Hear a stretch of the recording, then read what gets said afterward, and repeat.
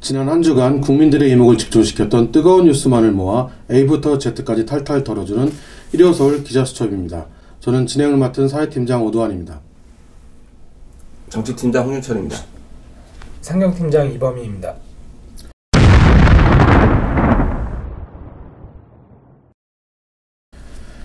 이제 오는 9일부터 평창 동계올림픽이 시작을 합니다. 이제 불과 일주일 정도 남았는데요. 사실 문재인 정부에서는 평창 동계올림픽에 사활을 걸었다고 할 만큼 모든 걸 올인하고 있는 상황입니다. 그런데 북한이 역시 호락호락하지 않습니다. 오는 4일날 예정되어 있는 그 금강산 남북 합동문화공연도 취소를 통보해왔죠. 참 황당한 일인데요. 국내 언론을 핑계로 취소 이유를 댔습니다. 그런 가운데 국내에서는 이제 동계올림픽을 두고 진보 보수 사이에 이제 싸움이 붙었습니다. 실시간 검색어에서는 평창 동계올림픽이다, 평화동계올림픽이다라는 이야기가 나왔는데요. 오늘은 왜 이런 논쟁이 일어났는지 한번 이야기해 보도록 하겠습니다. 먼저 평창 동계올림픽 유치 과정부터 살펴보겠습니다. 그 과정이 참 복잡하다고 했는데 어떤 건가요? 맞습니다. 이게 평창 동계올림픽 유치는 3수 끝에 저희가 유치하게 된 건데요. 두 번은 노무현 전 대통령 시절에 유치를 했다가 실패했습니다. 그러다가 이명박 정부가 들어서면서 세 번째 도전 끝에 유치에 성공했습니다. 첫 번째 도전은 2003년 7월 초에 있었는데요. 평창은 2010년 동계올림픽 유치를 두고서 캐나다 밴쿠버와 경쟁을 벌였습니다. 당시 56대 53표, 단 3표 차이로 아깝게 졌습니다. 그리고 두 번째 도전은 2007년, 그러니까 이제 2014년 동계올림픽 대비해서 과테말라 시티에서 IOC 총회가 열렸습니다. 당시 이제 저희 평창은 러시아 소치와 오스트레일리아의 짤츠부르크가 치열한 3파전을 벌였는데요. 결국은 1차 투표에서 결정이 안 되고 2차 투표까지 가서 51대 47로 러시아 소치한테 졌습니다. 그럼 세 번째 도전만에 성공한 건가요? 그렇죠. 2018 동계올림픽 유치할 때는 상대는 독일 뮌헨이었습니다. 당시 뮌헨은 차기 IOC 위원장 유력 후보인 토마스 바흐가 진두지휘를 했고요. 우리나라에서는 이명박 전 대통령이 진두지휘를 했습니다. 2011년 7월 6일 날 IOC에서 총회를 열어서 투표를 했는데 평창이 95표, 그리고 독일의 뮌헨이 63표를 가져갔습니다. 그래서 거의 30표 이상 차이로 유치에 성공을 했죠. 당시 이명박 전 대통령은 이 유치를 성공해서 이후에 이런 여론조사에서 41%의 국정지도를 보였습니다. 역대 4년차 대통령 지지율 중 가장 높은 수치였었죠. 동계올림픽 얘기를 하면서 지금 나경원 의원이 되게 이야기가 좀 많이 나오고 있어요. 한마디로 평창올림픽에 고춧가루 제대로 뿌렸다 이런 얘기 나오고 있는데, 보니까 청와대 국민청원에도 지금 많이 올라가 있다고 하더라고요. 나 의원이 동계올림픽 관련해서 왜 이렇게 말이 많은지. 2011년 7월 달에 현재 평창 동계올림픽 유치할 당시에 유치하고 나서 나경원 의원은 평창 스페셜 동계올림픽 조직위원회 조직위원장을 맡고 있었습니다.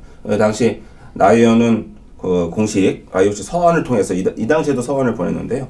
북한에 대한 공식 참가를 요청을 했고, 그리고 특히 스페셜 올림픽, 장애인 올림픽이죠. 거기에 이제 차후에 북한의 참여를 공식적으로 요청하는 자리를 공식 기자회견을 통해서 밝히기도 했습니다.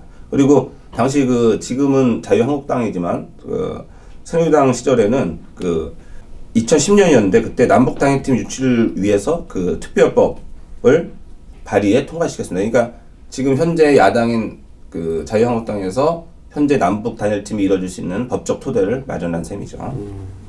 그런데 왜 이번에는 평창올림픽이 아닌 평양올림픽이라고 거세게 반대하는 거예요? 그러니까 이게 정치적 논리가 좀 다분히 있습니다. 현재는 이제 평창 동계올림픽 조직위원이죠, 나경원 의원이. 그래서 지난 1월 20일 날 IOC에 서한을 보내면서 더 이상 평창올림픽이 평양올림픽으로 돼서는 안 된다. 북한의 체제 선정장으로 바뀌었다 하면서 이게 정치적 중립성의 원칙 위배를 들어서 이거 우려감을 표하는 서한을 보내게 됩니다. 이러면서 이제 이게 알려지면서 지금 논란이 되고 있는 거죠. 지금 청와대 국민청 게시판에 지금 청원이 올라가 있는 게 한 30만 명이 넘었죠?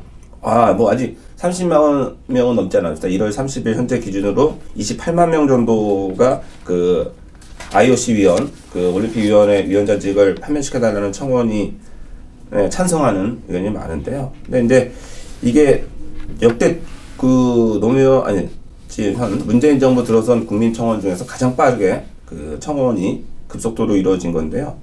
특히 이제 이거에 대해서 나경원 의원은 이거는 문재인 지지자들의 조직된 그 청원이지 자기는 그 올림픽 조직위에 포함되어 있기 때문에 전혀 그 현 정부가 왈가왈부할 수 없다고 이렇게 뭐 강한 자신감을 보이고 있습니다. 그렇다면 그 청와대 청원하고 나경원 평창올림픽위원장 파면하고는 전혀 별개 건이 되는 건가요? 그렇죠. 청원 수가 지금 30만 명이 육박하고 뭐 50만 번에 가더라 하더라도 실질적인 나 의원의 그 위원장직을 박탈할 수 있는 거는 현 정부가 아니고 올림픽 조직위죠. 그래서 사실 그거에 반대를 한다면 그 올림픽 조직위원회 홈페이지에 자유 게시판이나 아니면 그 메일이나 아니면 항의 서한을 발송하는 게 더 효과적이라 볼 수 있습니다. 그 이번 논란으로 나경원 의원이 보수의 아이콘으로 떴다라고 하던데 사실인가요? 그렇죠. 뭐 이거는 이제 여당 쪽에서 주장하는 건데 한마디로 보면 노이즈 마케팅에 성공했다 뭐 이런 얘기죠. 안민석 민주당 의원이 먼저 그런 얘기를 했는데 현재 뭐 나경원 의원이 가장 뭐 정치적 위기를 맞고 피해자로 보이지만 실질적으로는 보수 진영의 그 평화 올림픽을 반대하는 보수 진영의 아이콘이 됐다. 그래서 지금 서울시장 후보로 나가려고 하는 그 나 의원에게 상당히 그 수혜를 보고 있다. 뭐 이런 식으로 주장하고 있습니다. 실제로 지금 자유한국당의 서울시장 후보는 홍정욱 전 의원하고 김병준 전 총리 그리고 나경원 서울시장이 지금 후보로 거론되고 있습니다. 이런 와중에 이제 어쨌든 평화올림픽이라고 하는 진보 진영에 맞서서 나경원 의원이 이제 전면에 서서 어쨌든 보수층을 결집시키는 그런 아이콘으로 뭐 이렇게 등장한 것은 뭐 주제사실인 것 같습니다. 나경원 의원이 실제로 서울시장 후보에 나갈 가능성이 좀 높은가요? 아직은 뭐 저울질하고 있는데 문제는 이제 자유한국당의 서울시장 후보가 마땅한 후보가 없다는 거죠. 홍정욱 전 의원도 뭐 출마 의사를 갖고 있다가 뭐 불출마 입장을 했다가 지금은 뭐 약간 관망하는 자세고 김병준 전 총리도 아주 확실한 답변을 준 건 아니니까요. 그러니까 서울시장의 후보가 지금 없다 보니 부재하다 보니까 뭐 나경원 의원이 좀 이참에 그 틈새 시장을 노리는 것 같습니다. 사실 좀 한 가지 안타까운 게 지금 평창 동계올림픽을 보면서 원래 정상적인 뭐 탄핵이 없었다면 박근혜 전 대통령이 개막식에 원래 참석하는 걸로 알고 있는데 맞죠? 그렇죠. 보통 그 역대 대통령이 취임식을 보면 2월 25일 날 열렸습니다.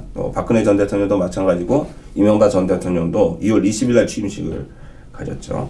지금 평창 동계올림픽이 2월 9일 날 개막됩니다. 그러니까 아직 취임을 하기 전이니까 그 당선된 후보가 아닌 그 대통령이 지금 개막식에 참여해서 축하 연설을 하죠. 근데 이제 박근혜 전 대통령은 그 탄핵운에서 조기 낙마함으로써 그 기회를 박탈당한 거죠.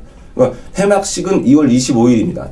폐막식이 지금 동계올림픽. 그러니까 통상 오전에 대통령 취임식을 새로운 대통령 취임식 갖고 오후에 폐막식을 가서 그 연설을 하게 되겠죠. 감사 연설. 그러니까 정상적인 대선이 일어났다면 박근혜 전 대통령의 개막식을 다음 대선 문재인 대통령이 됐으니 그러면 문재인 대통령의 폐막식을 그 연설을 하는 진풍경이 벌어질 수도 있었습니다.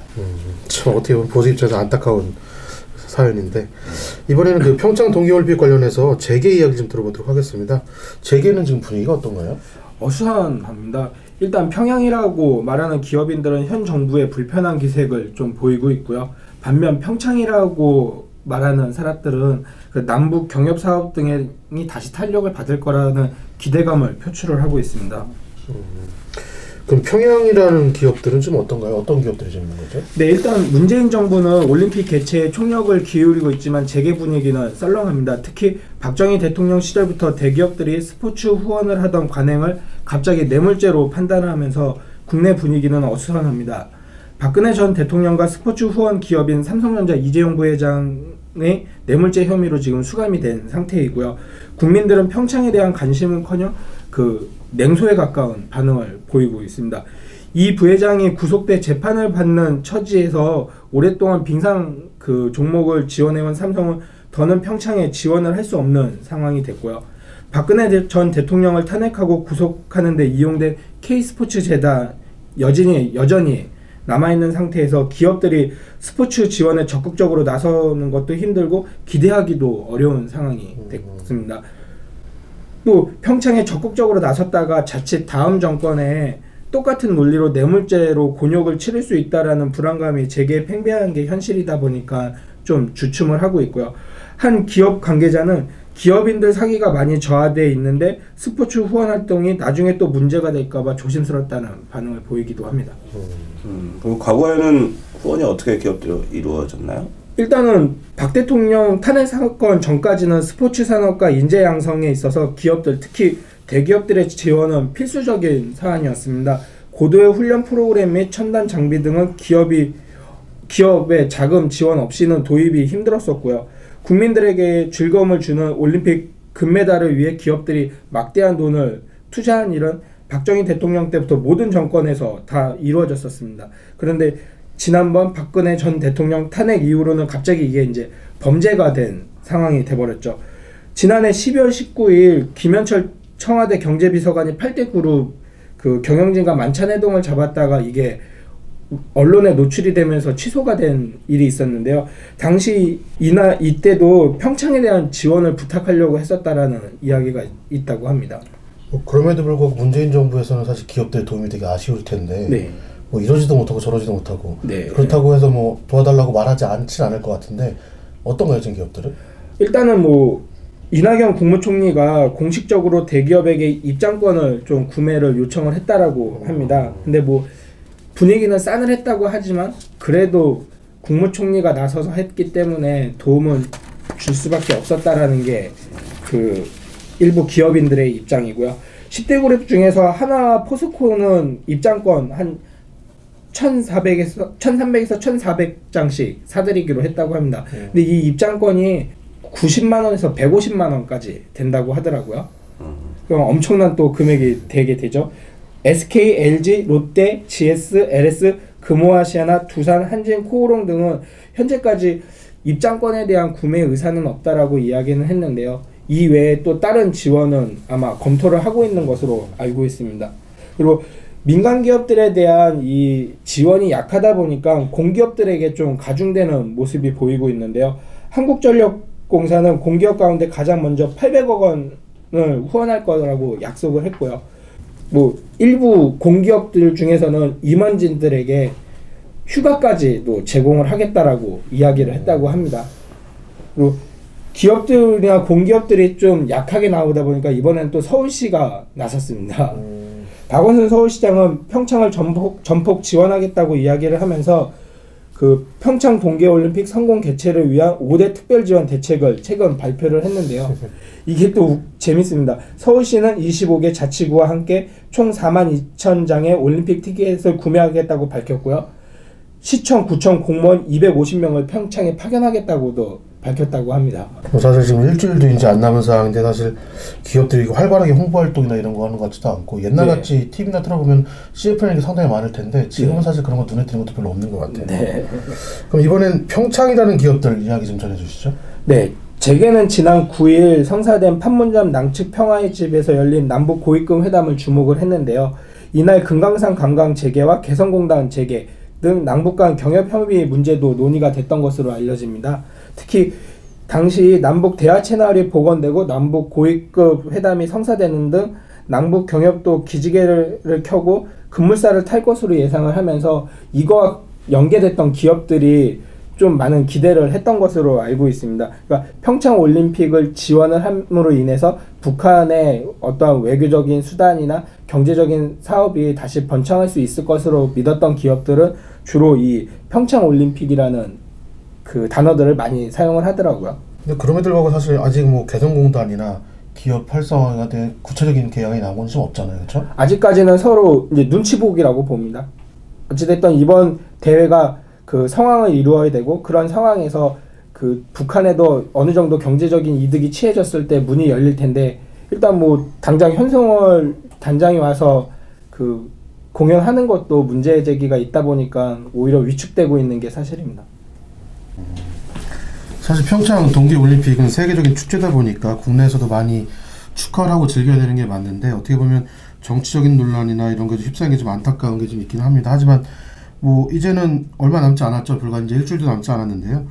뭐 여러 논란들은 뒤로 하고 남은 이제 평창 동계올림픽에서 저희 국가대표들 열심히 응원하고 좀 즐겼으면 그랬으면 좀 좋겠습니다. 오늘은 평창 동계올림픽에 대해서 좀 이야기를 해봤습니다. 뭐 이제 앞으로 남은 시간 동안 이제 동계올림픽 많이 보시고 응원해 주셨으면 좋겠고요. 저희는 다음 방송에서 조금 더 깊이 있는 뉴스 일목요연하게 정리해 드리도록 하겠습니다. 일요서울 기자수첩 다음 이 시간에 뵙겠습니다.